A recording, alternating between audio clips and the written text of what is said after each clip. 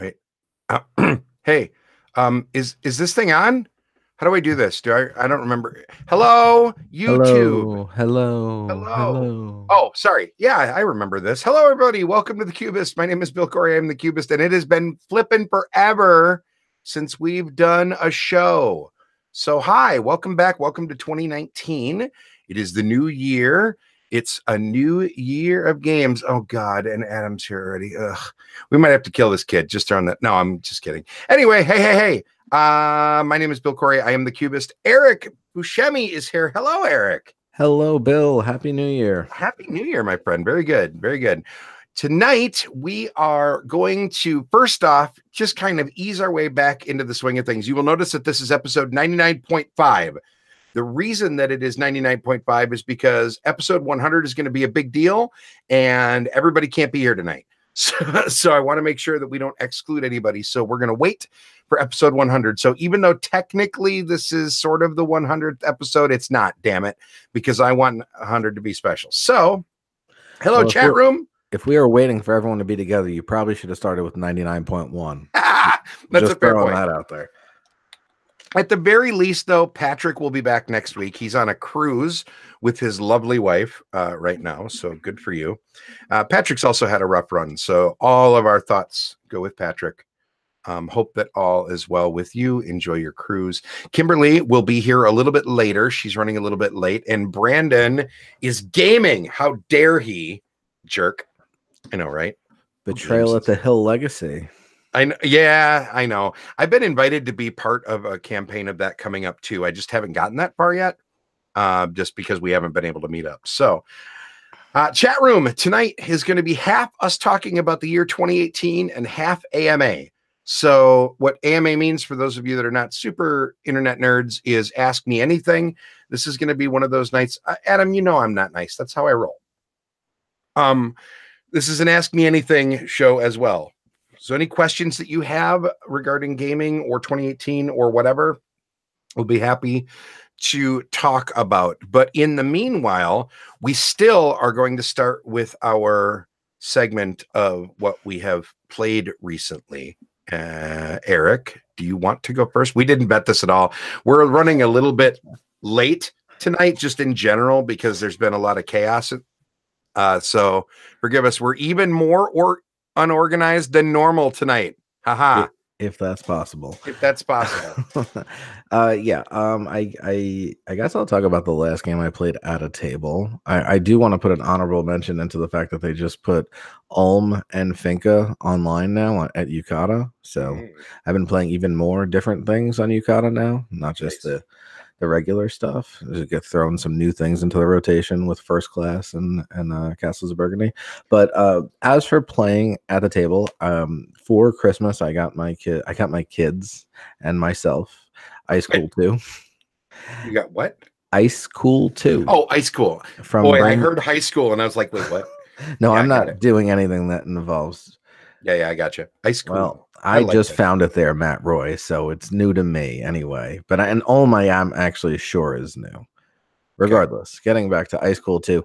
And the cool thing, I mean, I own Ice Cool, so I wouldn't have really needed Ice Cool 2, except that you can take it and you can combine it with the first one and make a giant, ridiculous Ice Cool. And now I have a big gaming table.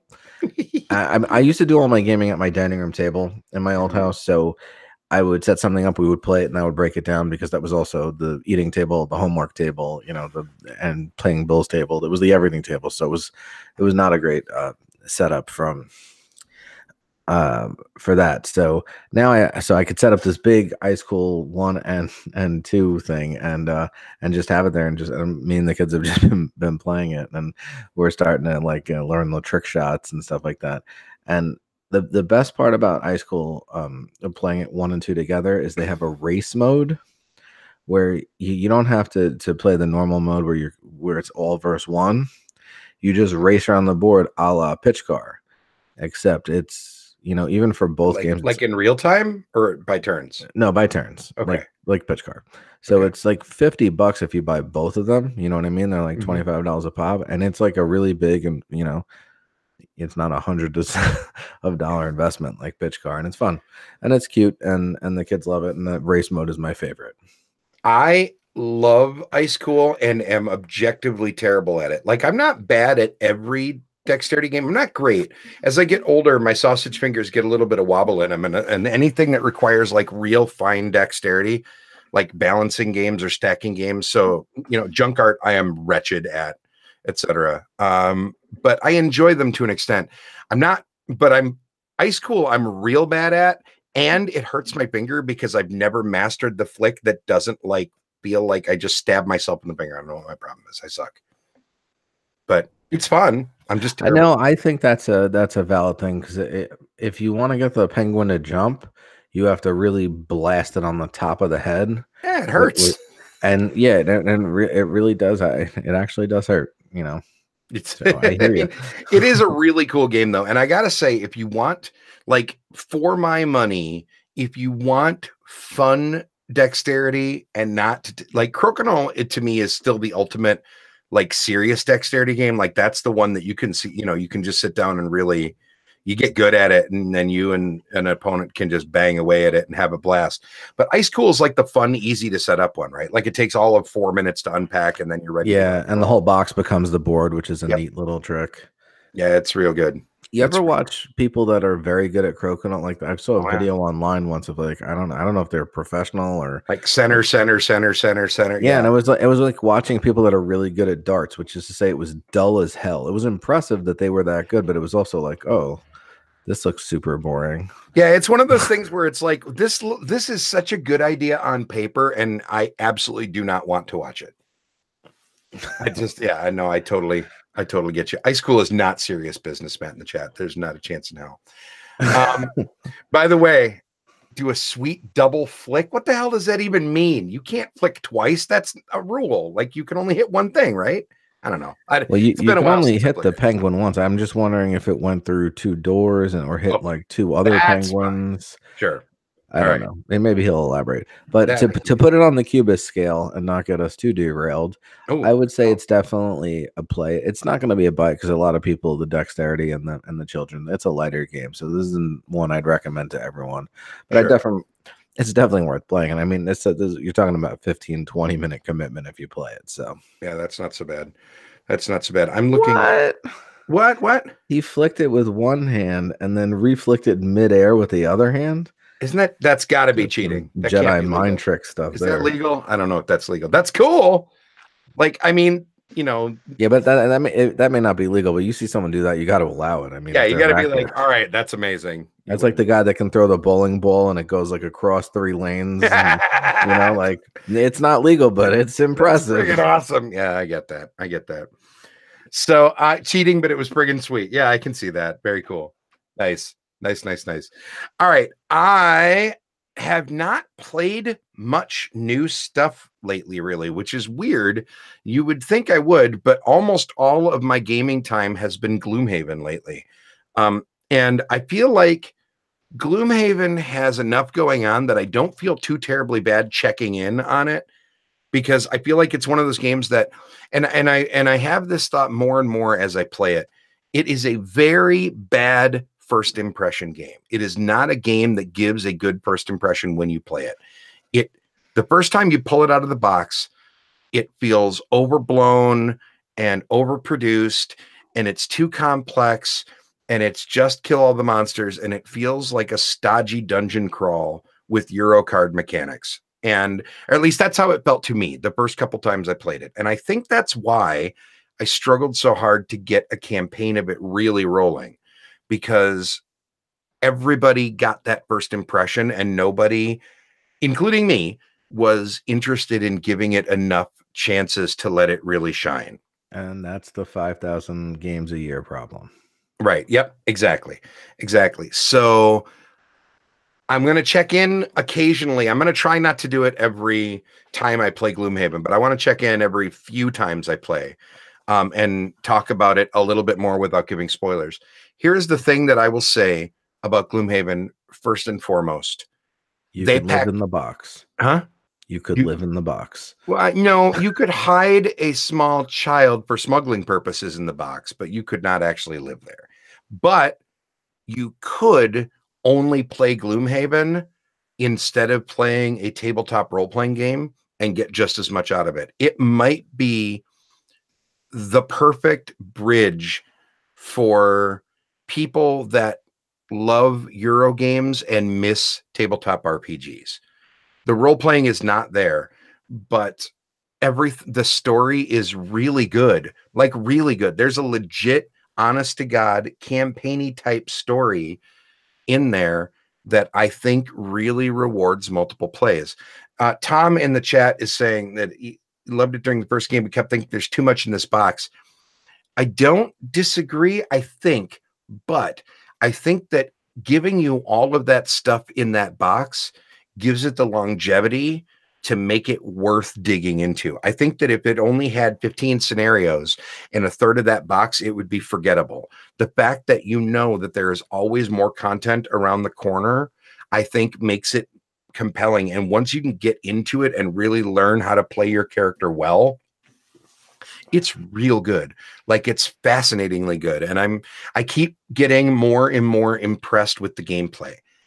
However, you really have to be on the ball playing it, and you cannot, like, there is one of the 4 guys in my group who is a great guy, but he sometimes struggles with the rules a little bit, and it's tough, right? Because like we love playing games with them, and this is not a knock on him whatsoever, but because he is not hardcore, I guess, like the rest of us, sometimes he struggles with the rules, and that really slows the game down. And if you have one player like that, it feels like it just can slow to a crawl. I think I've seen other session reports from other groups that appear to be playing Gloomhaven significantly faster than we are, like maybe twice as fast as we are.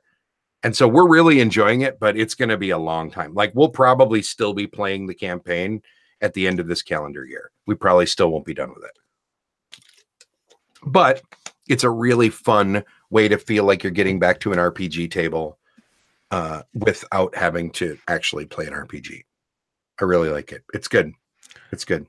I'm just going to push back on you there a little bit and just say, if I was going to get together with the same group of people around a table and play the same game, I would want to play a role-playing game, 100% a role-playing game, and not a Euro game that has a story. Okay. I think this is a different strokes thing then. I used to feel the same way. I don't anymore. I like the fact that there's nobody that has to do the extra work of being a GM. Everybody gets to play. Because there are very hard and fast rules, everybody's on the same page. It just feels like a well-oiled machine. It's if an overly big machine, you know what I mean? Like, it might be too much. I'm not going to dispute that half of it. But it is a lot of fun in that too much. So I really like it. It is indeed strictly co-op, except, well, strictly co-op is the wrong word. You are not allowed to share loot or gear or money in the game,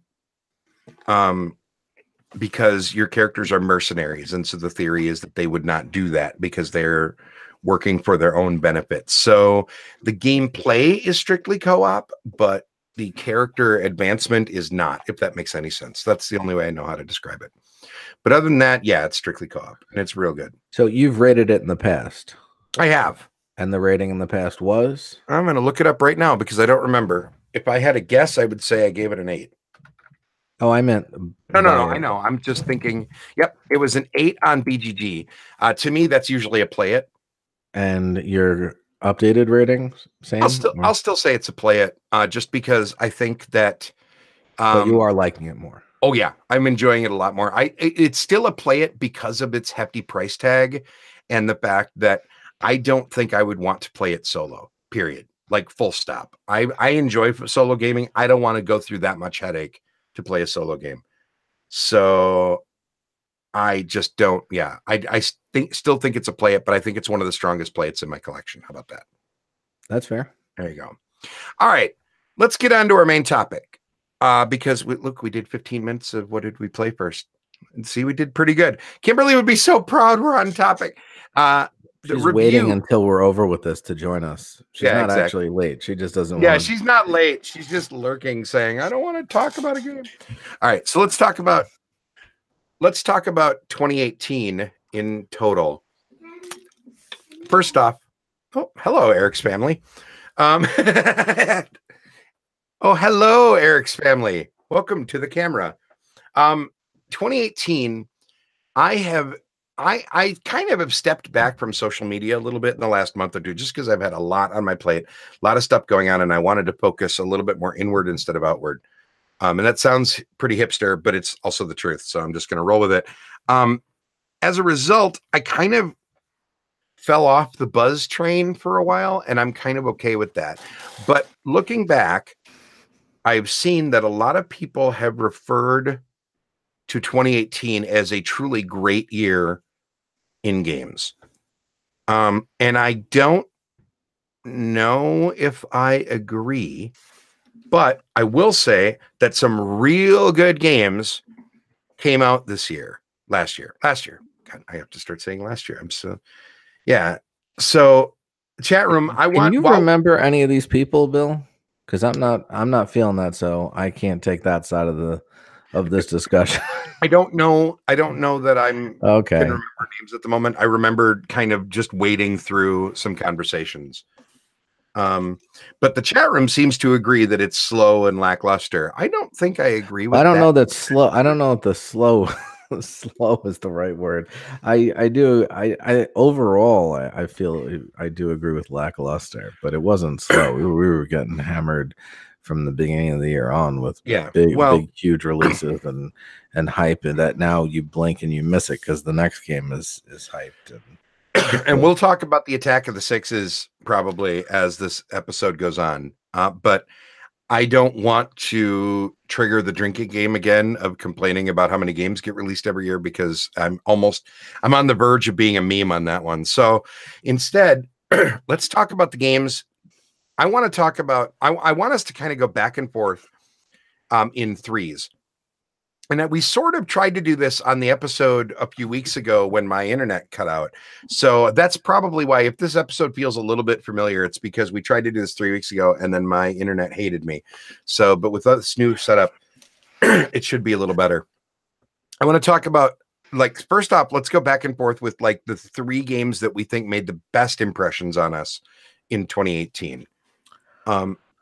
And I will be happy to go first on this one. Yeah, do it, because now you're making me. Yep, I'm making you work really hard. And I want, and what I'm going to talk about here is I'm not talking about reprints, okay? Because Brass. So Brass is out, yeah. Yeah, Brass is, and Kanban, which I mentioned earlier too. Yep, Kanban is a reprint, and Endeavor is a reprint. I'm trying to avoid all of those because those are all games that. That's fair. You know, and a lot of those are really great versions of existing really great games. Like I'm going to even kick Stained Glass of Sintra out, even though it's not a reprint, for being adjacent. Yeah, it's too close, right? Like it's almost Azul Junior. So I don't want to talk about those. I want to instead talk about my top 3 and your top 3 from this year. Let's do it. All right, so my number 3, the game that I think this was my sneak attack entry here that I was really surprised I liked as much as I did, was Gizmos. This is the, I don't know, resource management engine builder. Oh, this is the marble game from Simon. Yep, it's Simon's other marble game that is not Post Blow. Right.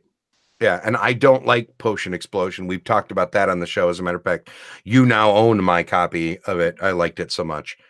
Yes, well, I do have kids. P.S. It is 10:15 here, and my kid should be in bed. I don't know what she's doing. She wants stamps. I got nothing.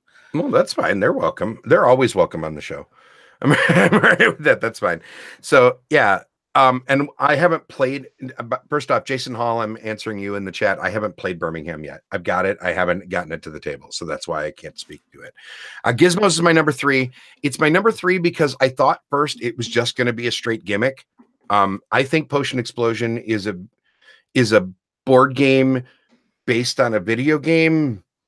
ish, and the fact that there's now a video game based on the board game based on the video game hurts my brain, and I didn't enjoy the gameplay because I'd rather just play Candy Crush or one of its things on my phone if I'm going to do that. I don't know. That's just me. So when I saw Gizmos, I'm like, oh, good. It's the same thing, but it only has one row. And the fact is that could not be farther from the truth. It has the marble dispenser, but that is just a sort of choosing tray for resources that are working more off of card drafting. It actually feels more like the Century Spice row, or I'm sorry, not that. Oh God, why can I not come up with it? The one that everybody says they hate with the big fancy chips. Jesus Splendor. Christ. Thank you. Dear Lord. You're welcome. That I couldn't, why I couldn't come up with Splendor is beyond me. It felt very splendory to me, but with a better engine building to it that I enjoyed a lot more. And I say it felt splendory because you were drafting cards out of a center tableau and building up your engine. And each card that you build is a gizmo that runs other stuff better and better. I was astonished how much I enjoyed it. I enjoyed it so much that I re-racked and played a second time immediately after the first and had so much fun. Really liked it. So that is my number 3. And that's even considering that I have a reasonably vocal CMON bias, right? Like I'm not super big, or against CMON. Against. I'm not a big fan of them as a company. Look, here's the deal. We've prided ourselves on being honest on this show, and I don't play the political speak or the political game all that well in the industry, and everybody knows that. People like grumbling at me anyway, so I might as well own it. I'm not a big fan of how they go about publishing sometimes, but this is real good. This Gizmos to me is a buy it. It's an under $30, really solid light to medium resource management engine building game. It's pretty, it's fun, it's pretty easy to teach. The iconography makes the game almost text-free after the first play. It's not text-free, but it is pretty easy to get up and running. I like it a lot. I am if I wasn't on a little bit of a buying moratorium right now, it would already be on my shelves. I'm just trying to dial back a little bit. So that is my number 3 is Gizmos from Cool Mini or Not, or CMON. Technically, is Cool Mini or Not and CMON 2 different divisions now? Is that a thing? I don't think so. I thought that was a thing. I don't know. All right, I might be wrong. Anyway, whatever. From CMON, Gizmos is my number 3. How about you? What's your number 3? You know, I did a top article. I wrote a top 10 blog, and I went first so you could look it up. And my number 3 on the blog is Fireball Island. But at the very end of the year, I got Drop It. And we have played, since I even wrote this article 2 or 3 weeks ago, we have played Drop It so many times that I'm going to say, and Drop It made it like low on the list because I'm like, I just got this. I don't, not sure if it's a favorite, but no, it's become just like a family favorite. So Cosmos, Drop It. It's the game. It almost looks like Connect 4. You make a 3D clear stand, but then you're using like colorful like tangram pieces, like triangles and diamonds and circles and squares, and you're scoring points. And it seems either silly or random at first, but there is some strategy, although the damn pieces never go where you want them to, because there is a physical element of them just shifting in the thing. It's just so much fun. It plays so quickly, and it's just a good time. And I've just introduced it to so many people, especially I had so many non-gamers over at the holidays, and just like everyone just jumped in and played it, from kids, adults, grandparents. That would be my top 3 now. I played Drop It for the first time about 3 or 4 weeks ago, and then I played a second. It was another one where like, well, we got to play that again. And I think I like. Okay, so when you play, you can set it so that way there's either colors or shapes that can't touch the bottom, right? Yes. Okay, and I think I don't like the colors one. I only like the shapes one. And the reason for that is because if you're playing 2 players, each player plays 2 colors. And if you're playing that colors division, then the game sort of ends up becoming columns, which I didn't enjoy as much. So I think I enjoyed the shapes version of it slightly more as a 2-player game. But I also only played it 2-player. I think if you played it 4-player, the colors version would probably be fine. Yeah, I've only played it at 4 player. I don't like games where you have to take multiple characters or take multiple colors. Mhm. And if you play it with 3, everyone gets some of the 4th color pieces. So it's like Oh, that would I suck. literally only play it if I have 4 people in my immediate family, or then we'll play 2 couples if we have another couple over. I've only played it at 4. I'm really uninterested in playing it at 2, 2 or Here's 3. I originally thought that too, because I generally don't like that. However, because of the whole deal where you can't have the same color touching the same color, playing 2 different colors actually provides some slightly interesting strategic options at a 2-player game. Because you don't have to alternate colors on your turn, right? Right. You could play red, Play whatever red, the hell you red, want. blue. Yep. Yeah. You can play But blue, yeah, I blue, could blue, see. red, red. Yeah, I could see that being somewhat interesting. It just happened to work really well in that case. So I agree. Yeah, Drop It is real good. It was surprising. It looks cheesy, right? It looked like a child's toy, and that's why I wasn't interested in it when it came out. But then I demoed it at PAX Unplugged with my family, and my wife's like, "Buy that." And my Yep. wife doesn't really like games, so if my wife says buy it, it's already, Yeah, my wallet's already You've out. already I'm won. throwing money at someone like, my wife wants to play a game with me, guys. Take my money. Yep, exactly. Um, yeah. By the way, I want to backpedal just quickly and say that I failed to give any attribution. Phil Walker Harding is the designer of Gizmos, and he's quickly becoming one of the designers that I am instantly pretty interested when I see his name on a box. So I'm to throw out that. Night, Josh, how's it going? And Drop It is Bernard Locke and Uwe Rapp. And I definitely know Uwe Rapp. I don't know Bernard off the top of my head. But anyway, I just want to make sure that I get into that. I would not, boy, they're rating Gizmo as a 1.94 and Drop It a 1.08. And I suppose just based on lack of rules, but that doesn't sound right to me. I don't know. I think they're crazy people on that. All right. I need to stall for a hot second because my window with my notes on it closed. Nobody pay attention to me right now. Would you like me to give my number 2? Yes, give your number 2, please. Thank you. So save me. at the beginning of the year, and I'm gonna actually just digress for a little bit. This 2018 seems like it was at least a year and a half long. Do you remember at the beginning of the year, Rising Sun came out? Yeah. GKR, Giant Killer Robots, came out. The one from Weta Workshop. That was this past year. Wow. And someone brought it over when it came out, and I was like, oh, I thought that was 2017 for sure. But no, it was like January, February of this year. Yeah, so this year just feels like it's been so long. And around Origins, I'll say. So like halfway through the year, I played Crystal Clans by Plaid Hat Games. And I was like, oh, this is great. I've always loved Summoner Wars. I love the style of like 2-player heads up games. And I was like, I bet this winds up being one of my favorites of the year. And it made my list. But later in the year, probably around Gen Con, I got introduced to Guardians, also by Plaid Hat Games. They just have a knack for these 2-player direct conflict games. And I absolutely loved it. Yeah. And that's my number 2. Help me. What was the name again? Guardians. And it what's that video game that everyone plays with the 4-on-4 teams that fight? Help me out. Oh, like I don't play video games. Here's the Storm. Overwatch. Overwatch. There we go. I think it's Overwatch. It is Overwatch. Okay. Apparently, it's like a board game version of Overwatch. Okay. Stylistically, like the art is like near future people fighting. No, it's not Fortnite. Anyway, it's Overwatch. No, I'm just talking to Matt Roy, who's just said Fortnite. That's another game I haven't played. I played some stuff on the Switch, but that's it. Sure. But yeah, so it's that kind of thing. It's super streamlined. It's super quick. It's super fun. I love trying to be more clever than your opponent when you're both, slinging cards with text on them.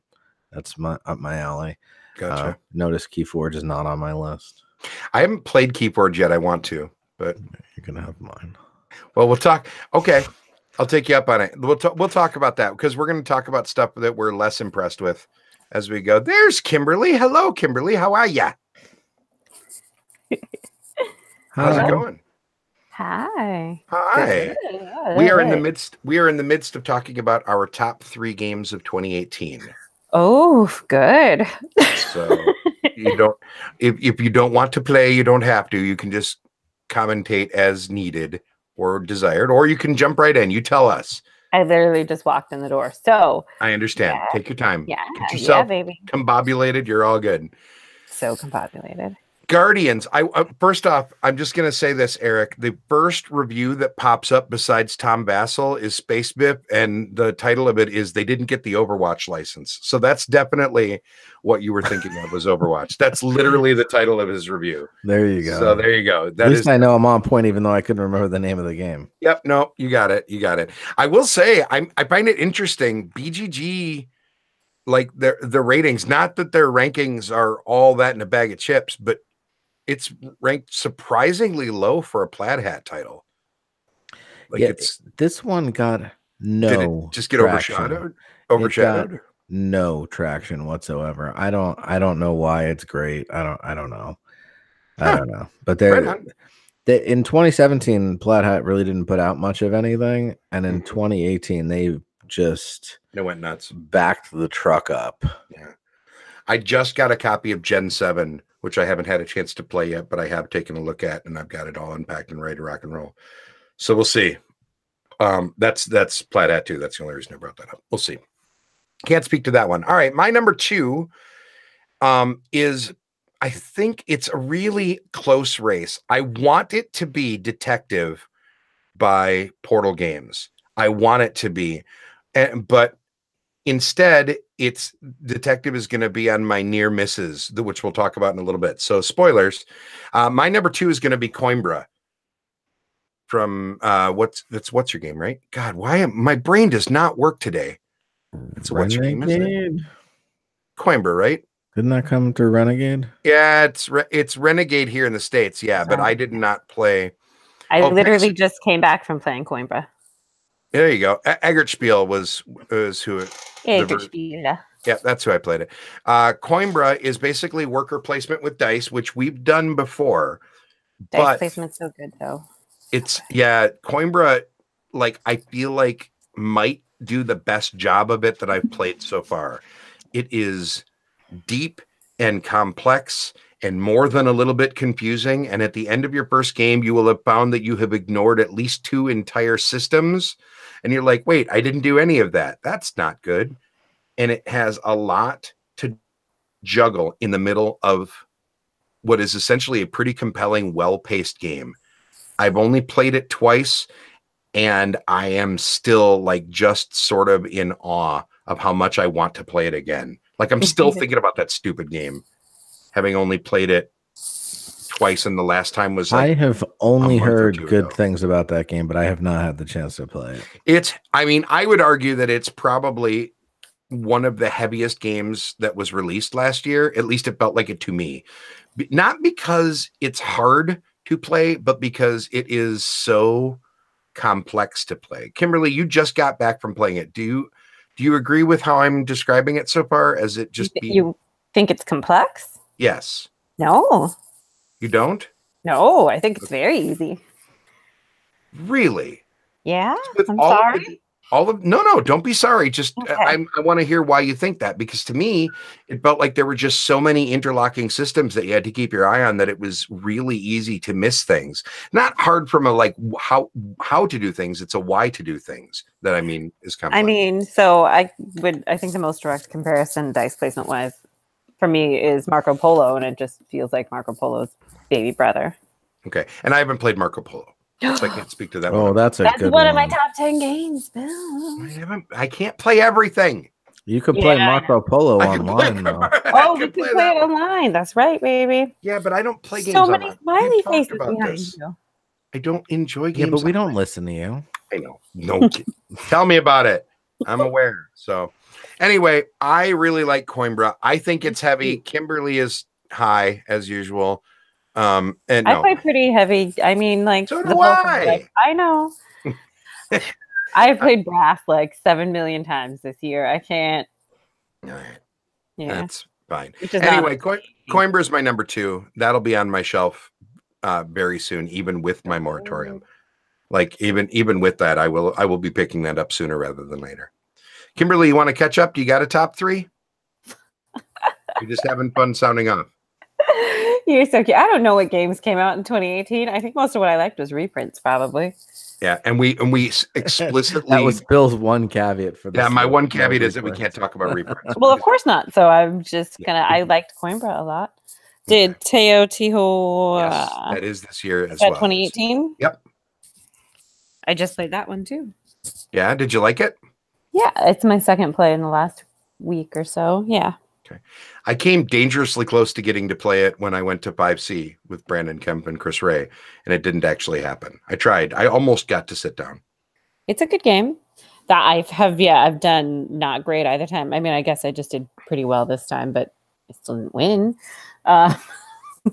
It's pretty. That's pretty. The best I can say for it. It's got a lot of moving parts. See, that's how I feel about Coimbra. See, and I don't know. I don't get that feel with Coimbra. I think that they lock together better. I haven't quite figured out this one yet, like the best strategy to make the parts seemingly fit, I guess. Maybe it's just the fact that I haven't played Marco Polo is why I feel like Coimbra blew my mind so much. Maybe. Because if you already have Marco Polo under your belt and it is similar-ish, yeah, then you're not going to be as surprised and as confused by things. Maybe that's what it is. I don't know. Mm-hmm. Or maybe I'm just losing intelligence points as I get older. That's always possible. All right. My number 1 should surprise nobody. If you had to guess. Oh my God, I actually don't know. You have no idea? All right. I bet I've been paying enough attention to you lately, Bill. Yeah, that's fine. My number 1 is Gans Schoenkleber, or Clever, however the hell you pronounce it. That's my number 1 of last year. Very rarely have I found a game that is addictive solo, addictive competitively, replays that fast, feels like it has that much meat in the box. Just everything about that, it just flips every single trigger. It's combos for days. There's luck mitigation, there's stand-up die roll moments, it's portable, it does everything right. Like I'm still, how am I not still sick of this game? I probably got like 60 plays of this damn thing under my belt in less than 6 months because it's so good solo. It's approachable. It's not even that hard to teach to people that aren't super gamers. I've had exactly one person not like it. He said it felt like doing taxes when he was playing it. He doesn't like anything abstract. Everything has to have a theme. So it didn't have a theme. That's the opposite of a gamer that I would like to game with. Yeah. I'm right there with you. Mm-hmm. Well, no, I'm not right there with you. I like theme as well. I just don't require it. And Gans does everything right to me. It's come on, bud. Crazy good. I really like it. And it's just, it surprises me how solid it is, how replayable it is, how I'm still not bored or stuck on strategies even after that many plays. There's just nothing that I have nothing bad to say about it. There's nothing. Even the wood dice are good, and I hate wood dice. Like, it does everything right. It's good. It's about that's not just a buy it. Hang on, I want to invent a new topic category for 2019. That's the buy it and gift it. It is so good that you should buy 2 copies of it and give a copy to one of your less fortunate friends that doesn't own it yet. That's Paul, do you know when the Stronghold release is for this one by chance? I know Stronghold's putting it out. I don't know when though. Mm-hmm. Okay, so that's my number 1. How There's about also an app version of it too? Yes. If you want to play it solo and don't have dice handy. It's great on the plane. I played a lot of solo Gans on airplanes over the last few months. I played it in the middle of the night last night when I had a bad dream and I couldn't go back to sleep. There you go. Eric, number 1. Do it. My number 1 game has a total of 18 cards in it. Is it Sprawlopolis? It sure is. Sprawlopolis is real good. It is good. It is Sprawlopolis because you were talking about portable. You could play it on a plane. You could play it in a waiting room. I can't play it on a plane because I am too big to make the lap table work for me. But yes, I get your point. I feel you. But yeah, it's real good. Yeah, I mean, it's just this little city building thing, and there's always 3 different, because each of the 18 cards has a goal on it. So you get 15 cards, and 3 of them you flip over, and they become the goals. And it makes every game a little different, because there's a lot of combinations when you take 3 of 15. I don't remember what it is, but it's a lot. A lot. And you got to just optimize, and you're getting the cards in a random order, you're drawing them. So, but yeah, it's like a super puzzle. It's hard, and I love puzzles, and it's really hard to not lose. Yeah, it's not easy. It is not easy. But I don't think I've won yet in like 10 plays. I might just be terrible at games. Have you played it with others or just solo? Solo and with others. I've done both. I love it solo. It was okay cooperatively to me. I liked it better cooperatively because I liked having a second person to bounce ideas off of when I got lost and didn't know what the hell I was doing. That's fair. But to me, I felt like it is a solo game that we were doing cooperatively. Sure. Like there was nothing like we didn't each have a special ability or each have any sort of, it was just like hand the cards back and forth to each other. I don't know. But it's like the perfect solo game. So still might get my favorite game of the year, even with the fact that I don't like it with others. I haven't played it solo. I've only played with a partner.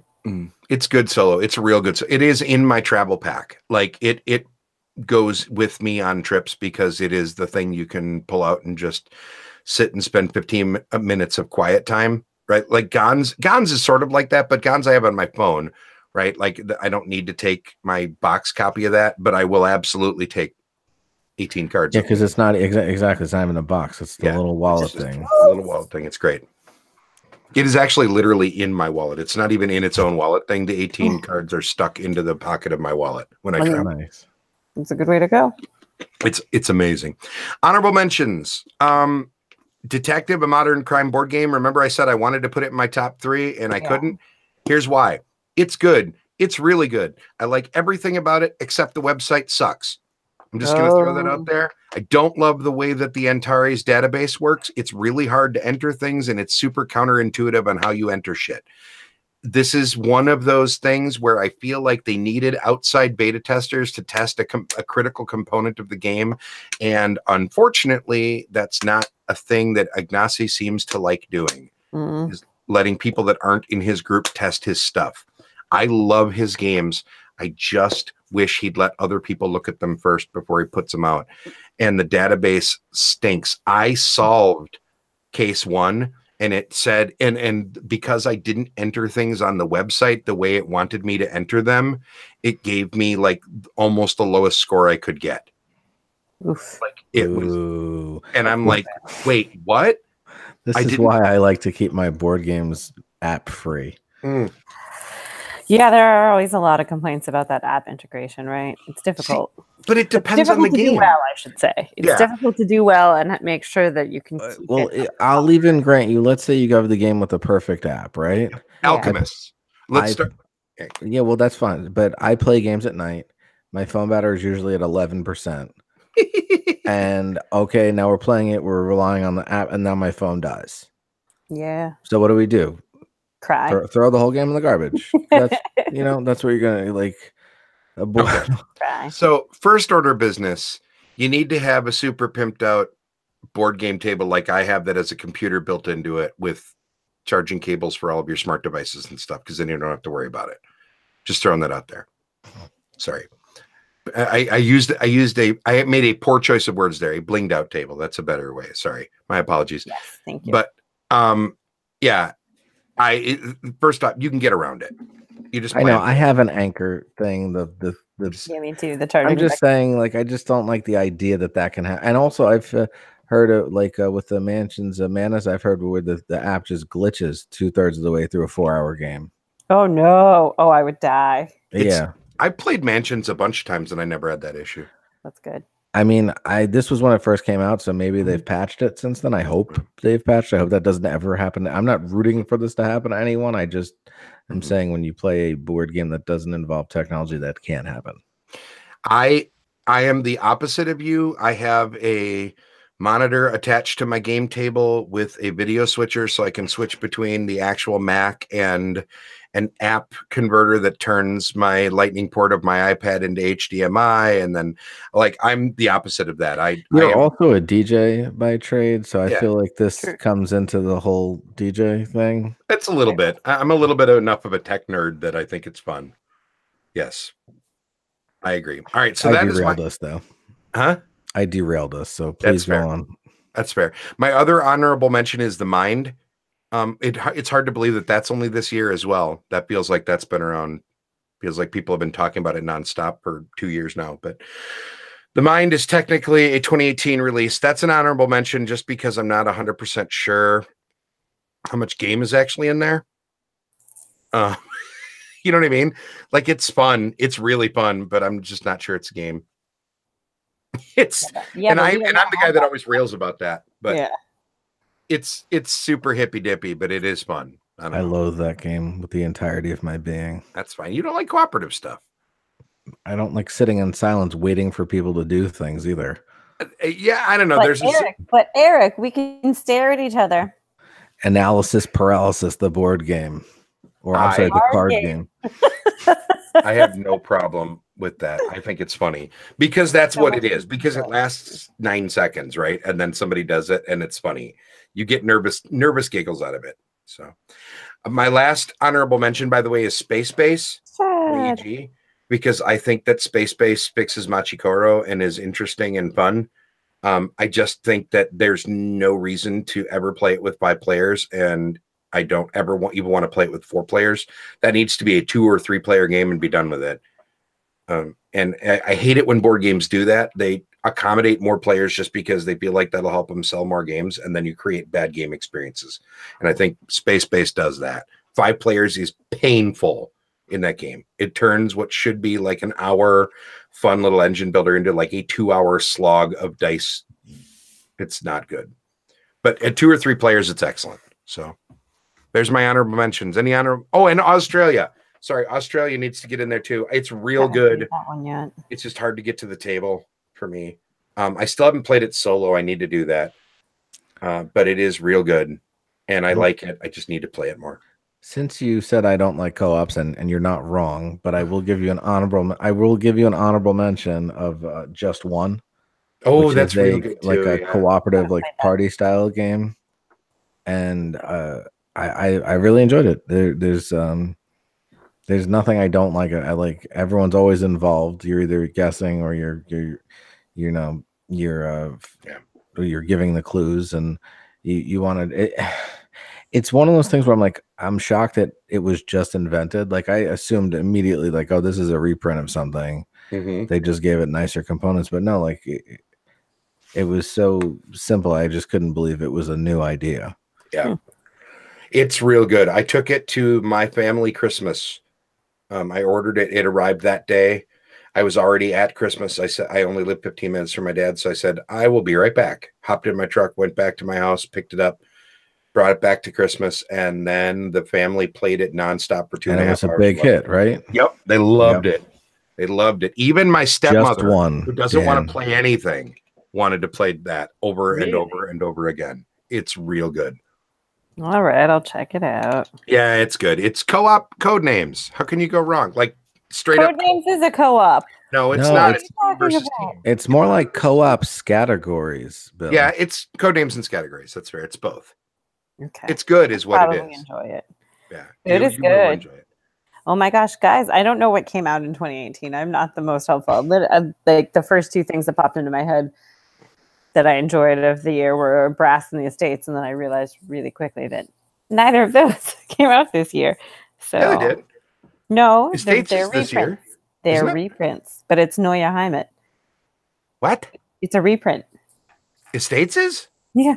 I didn't know it's a reprint of Coimbra Heimat or whatever. Yeah, it's Neue Heimat. Bricks fun, but not amazing. I thought there was a lot of just, like, sure, this is decent. God, I think I'm just terrible and picky, though. It's okay. There were a couple hard fails for me too. I wanted to talk about. Okay, so at the beginning of the show, I said that I had heard a number of people say that they thought 2018 was a strong year for games. The chat room and everyone looked at you funny. Eric looked at me funny, as they always do. Yes, Ben, I still want it. Everybody looked at me and said, "Wait, what? This was not a good year for games." I don't know what you're fine. Oh no, it wasn't a bad year. I mean, there's still some cream in the milk, you know. It's, yeah, of course. There's just a lot of milk. There's a lot of milk, right? I mean, again, we talk about this almost every episode. It feels like when we start talking about releases, is how there's so freaking many of them. Chad, drink anyway. But yeah, so like one of the sixes for me, and because we were talking about Attack of the Sixes, games that are fine, but I don't feel compelled to play anymore. Founders of Gloomhaven was so that. Many of those. There's so many of those. Yeah, there's a lot of those. I thought Founders of Gloomhaven was surprisingly ungood, and it made me sad because I loved the idea of it. It's not bad. It's just also not good. It's just kind of there. Yeah, baby. And that's how I feel like a lot of these games were, or at least that's how it feels to me, that weren't reprints. So what are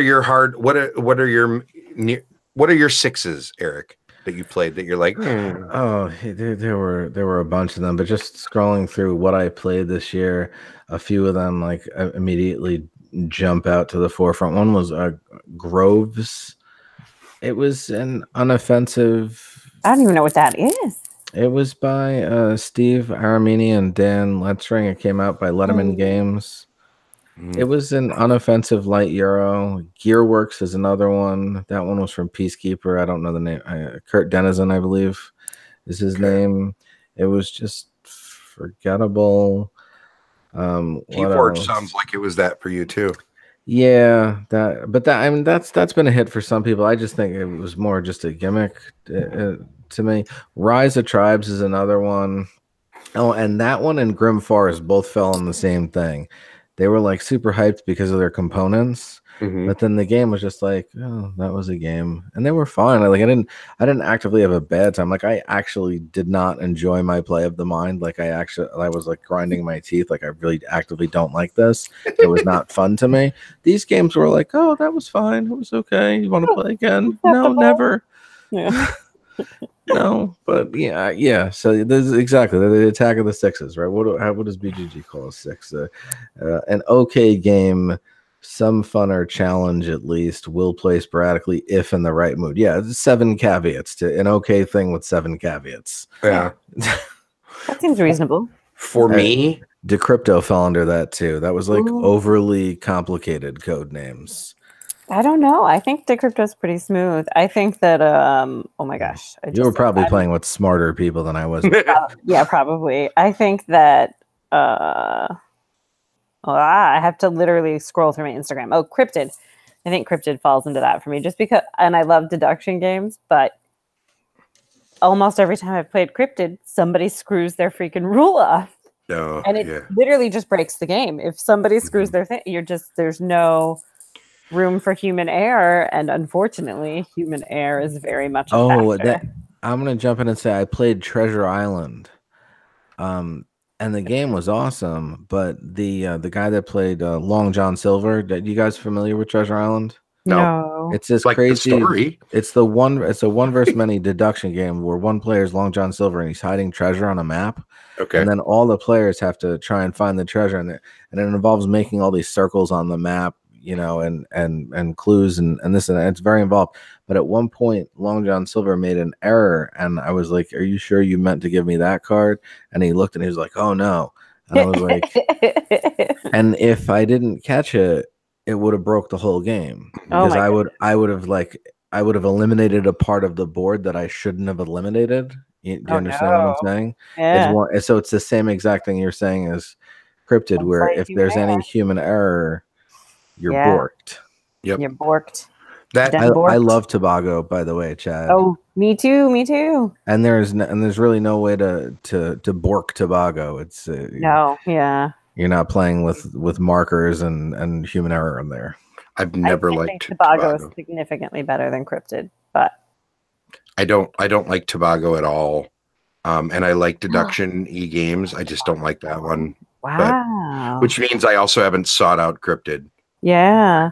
I've heard I mean, the comparison. Cryptid, play the easy. If you play Cryptid, play easy. And I mean, I'm like to play the advanced everything on everything. Go with the easy for your first play, at least, because somebody's going to screw something up and then you're just Gotcha. out of luck.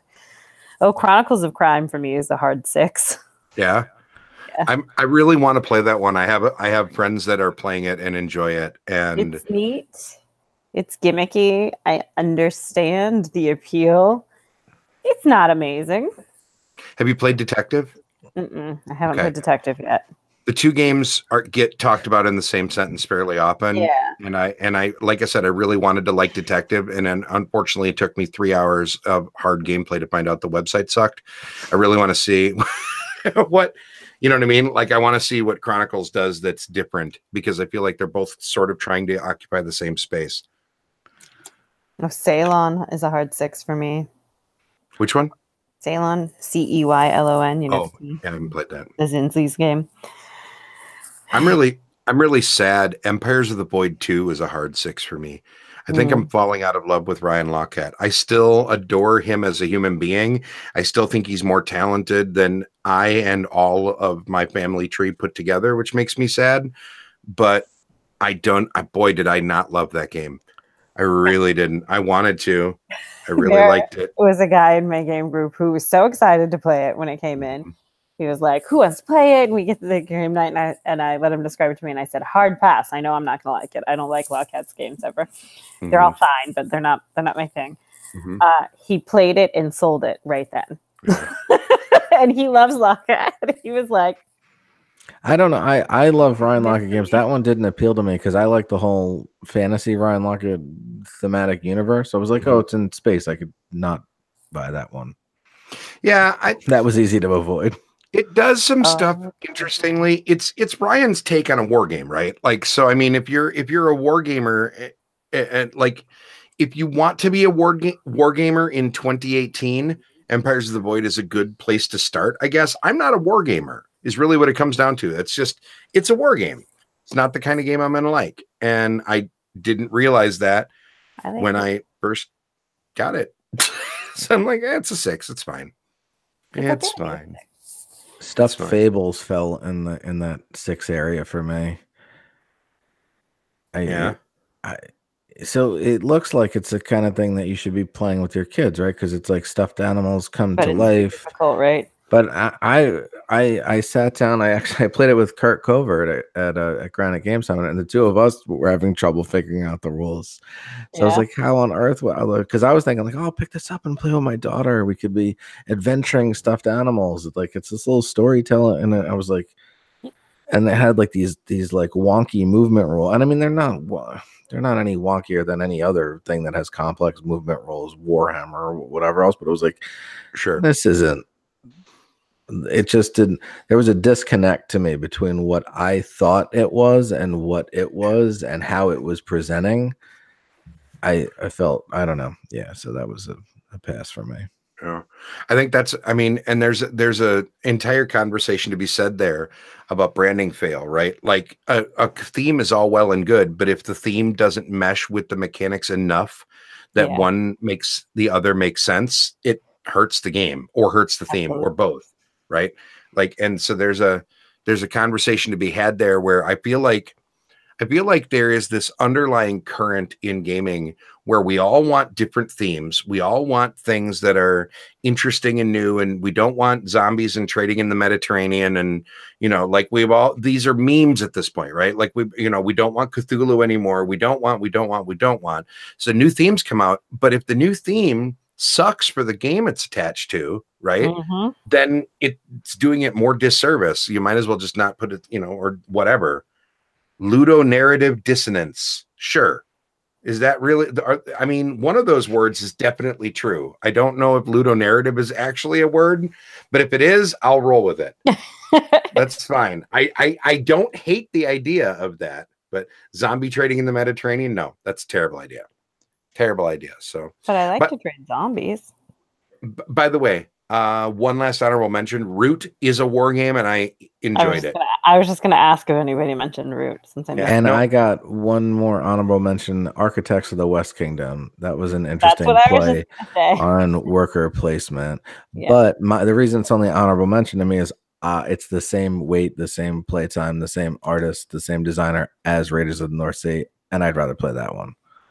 I don't think that either of them are mind blowing. I played them both for the first time within the last 10 days, and I think they're both you okay. like heavier things than I do. That's true. I just didn't think I didn't quite get the buzz, I guess is what I should say. It just seemed like people were losing their minds over the Rune Saga games, and then I finally, which made me not want to play them because they were super hyped, and I hang out with Daniel too much. I blame Daniel for my hipster ways.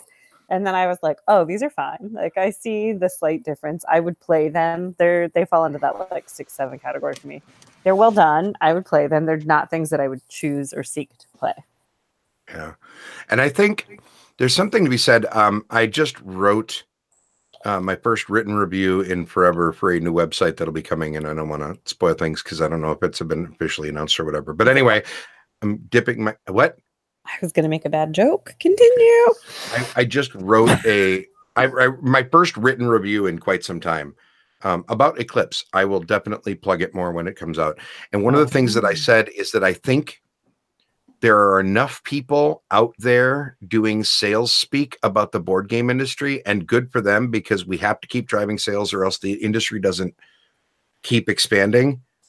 But I also think I would rather hear more voices that are willing to point out when things are dumb, and I think we need more of those voices in the world. And maybe I'm just trying to justify my own curmudgeonly ways and just be, write my own blank check for being able to say crap about things. But the more there's a hype machine out there, and I'm less and less interested in listening to it, is really what it comes down to. Like 2018 was the year that I stopped listening to hype, and that's kind of good, right? Like, that means that I was able to do a lot of things with my gaming time that I think were more interesting in 2018 as a result of not listening to it, right? Like, I got a Gloomhaven campaign actually up and rolling and consistent, which is lovely. I sat with Ben from the chat and played Brass, the original one. Which one is the original one? Not Birmingham, but the other one. Lancashire.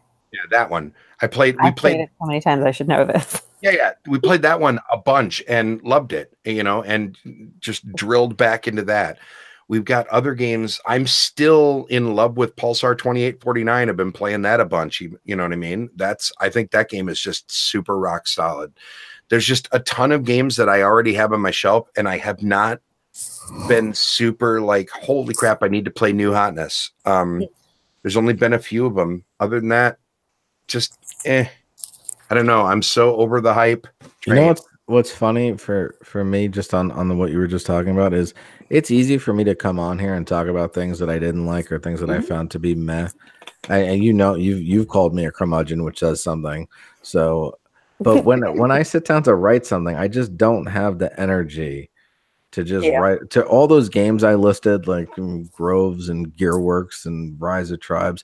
I wouldn't have the energy to write an article or a blog or a post. I would just be like, right. That's all that would come out. And I'd be like, I'm not gonna write. I'm just gonna stop because I don't want to take my energy and write about those things. I'll just ignore them. Here's what I'll tell you. The first article that I wrote was 3.5 pages long. Oh, it was also about your favorite game, though. Even if you did deconstruct it from a critical point of view, it is still a favorite of yours. Right.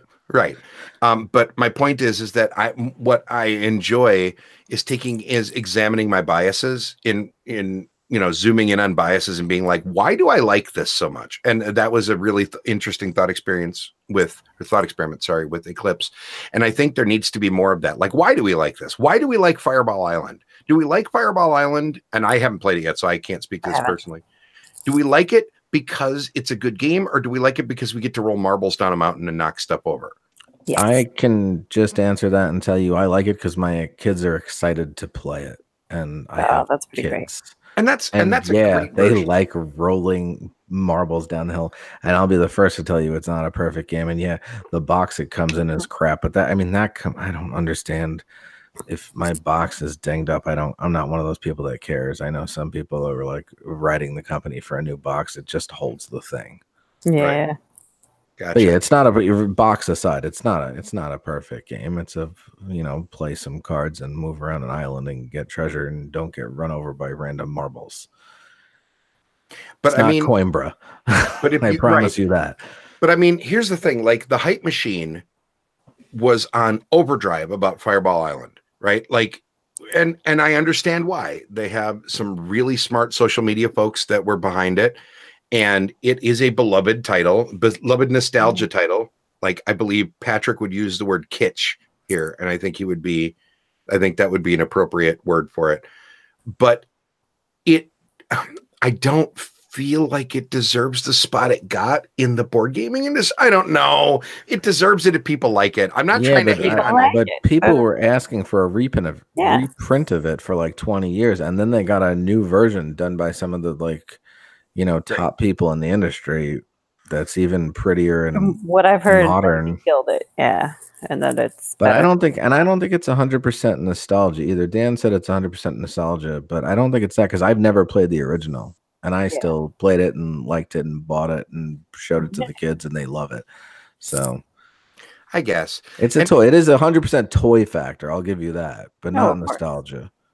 And there's nothing wrong with that. And I'm not trying to be like, this is not a real game. I'm not trying to wag my gamer intelligentsia finger at all. To me, it's like really like the biggest hype thing that existed for a solid 6 months was one copy of a game that toured the country that was basically an excuse to roll marbles down a plastic mountain. But that is half of the reason that it is as popular as it is. They marketed it incredibly well. Yes, I agree. They killed it in the marketing. Right. But that's my point.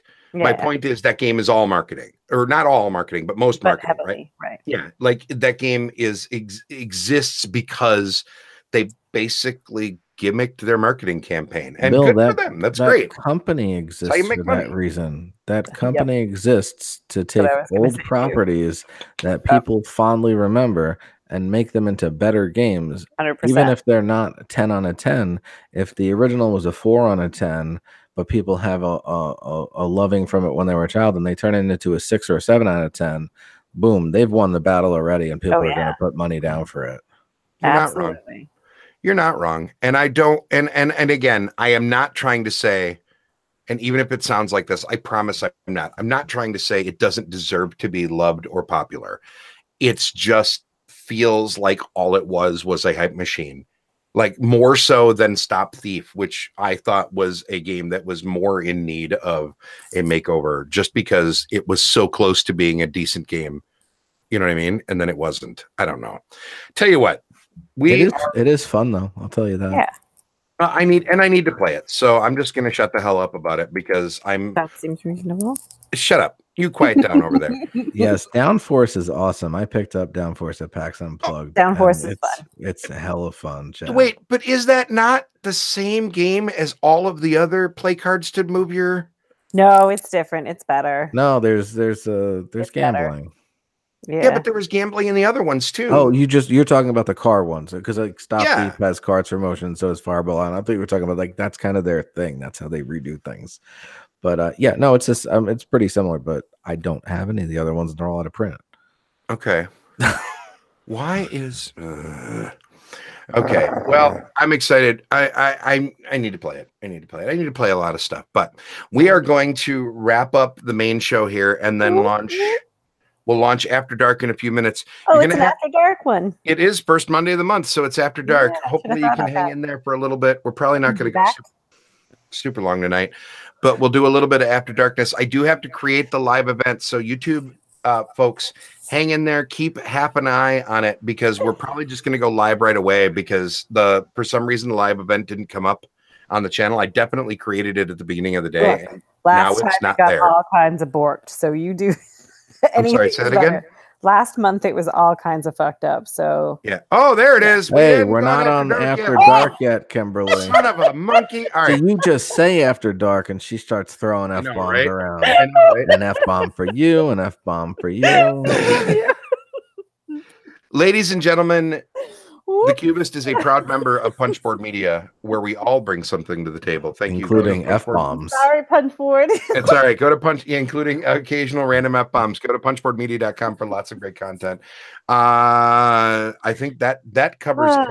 And I will say goodnight to everyone in the chat room because I am not going to be able to hang on. I have work in the morning and kids to get on a bus and all that fun stuff. It's also an hour later where I am than you are, Bill. It's not an hour later than where Kimberly is. Yeah, well, Kimberly is a cooler person than I am. We all know true. that. And Kimberly had coffee because she was at game night. We are all proud of Kimberly for being cooler than you. Eric, thank you so much for being on the show. We miss you, buddy. We need to get you on here more often. Hey, I moved. This is the new place. It's more likely I'll be around more often now that my life has settled down a bit. Outstanding. All right, YouTube chat room. Keep an eye on the YouTube channel. We'll have the new new hangout going in just a few minutes. So hang in there. I'll be so well behaved. Hey, liar. If you aren't going to join us for After Dark, have a great week of gaming. We will catch you all next week. Be good. Bye.